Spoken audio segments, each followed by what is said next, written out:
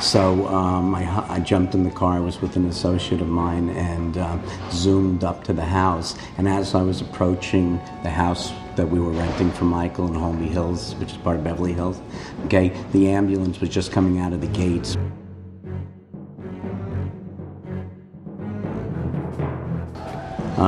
They brought him in on a stretcher and they put him into the emergency room. I was sitting in a chair right outside the actual room, the operating room, and there was tons of activity, and they were trying to resuscitate him and save him, and working really hard. The doctors, nurses, everybody. How long did it take? I sat there with Frank DeLeo eventually arrived, so it was the two of us and four of his security detail, and it seemed like an eternity when I was sitting there. But it took about an hour and a half before the nurse came out and told Frank and I that there was no hope.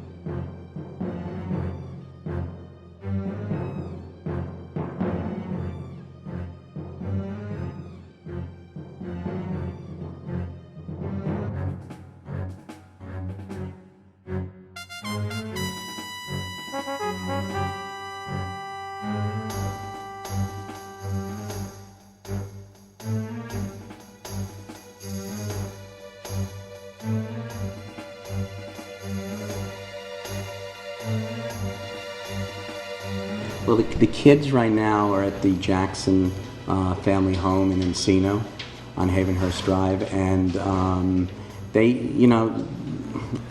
when we told them that the father had passed away, okay, that's something I'll carry with me for the rest of my life. Actually, it was Dr. Murray, a social worker from UCLA Hospital, and Frank DeLeo. I stood at the doorway when they went in, and they told him, and just the look of fear in their faces, and it was hard. I'll think about that the rest of my life.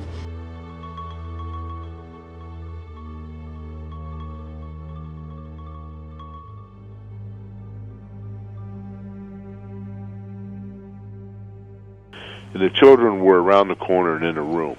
They came in cars behind them, and they were in there with the nanny. And then I waited for Mrs. Jackson. She came, and the doctor and I, the two doctors, had to tell her, and it was very emotional.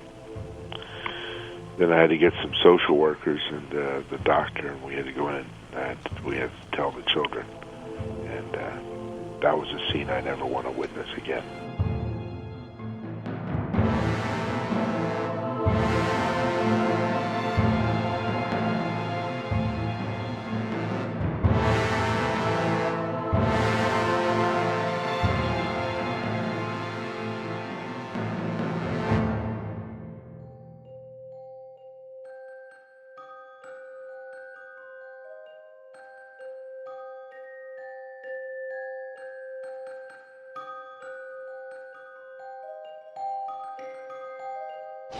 The reports about Michael are that he was incredibly frail and that he could hardly get onto the stage, and he was suffering from stage fright. You saw him the night before. Mm-hmm. Can you tell us what he was really like? Yeah, that's absolutely not true.